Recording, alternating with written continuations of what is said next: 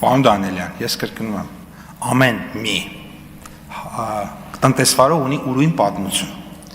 Ես բոլոր տնտեսվարողների հարցերով նախկինում զբաղվել աջակցել եմ, բայց ուզում եմ ես այս ամբիոնից հայտարարեմ, որ որոշների հարցով ու խնդիրներով չեմ զբաղվելու ու հիմա կասեմ ինչի։ Ունենք երկու տիպի կոնյակ արտահանողներ եւ կոնյակի սպիրտ արտահանողներ։ Ընկերություններ, որոնք վերջին 3-4 տարիներին տասնյակ հազարավոր տոննաներով, ընկերություն կա, որ 100,000 եւ ավելի տոննա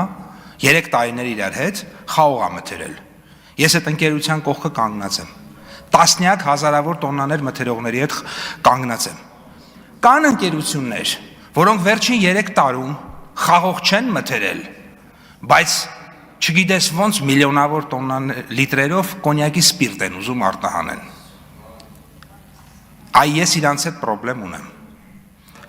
Եվ այդ ում սպիրտն են արտահանում, եթե մեր գյուղացու խաղողը չեն մթերում։ Ինչի պետք է իրանց կողքը մենք կանգնենք։ Այդ ում սպիրտն են իրանք արտահանում։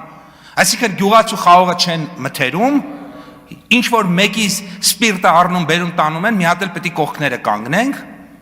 Այ իրանց կողքը չեմ կանգնելու եւ իսկ նա ով հայ գյուղացու խաղողը առնում է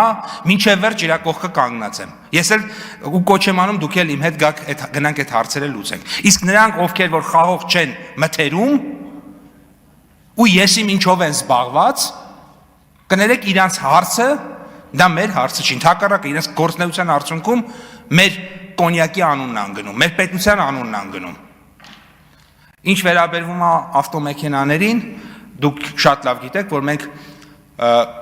արժույթի միջազգային հիմնադրամի հետ բանակցեցինք, հունվար ամսվա հնարավորությունը ստացանք։ Դրանից ավել ստանալու հնարավորություն չեղավ, որովհետև ի սկզբանե դա նախատեսված չէր, այսինքն այդ մարդիկ, երբ որ այդ ավտոների մեքենաները պատվիրում էին, իրանք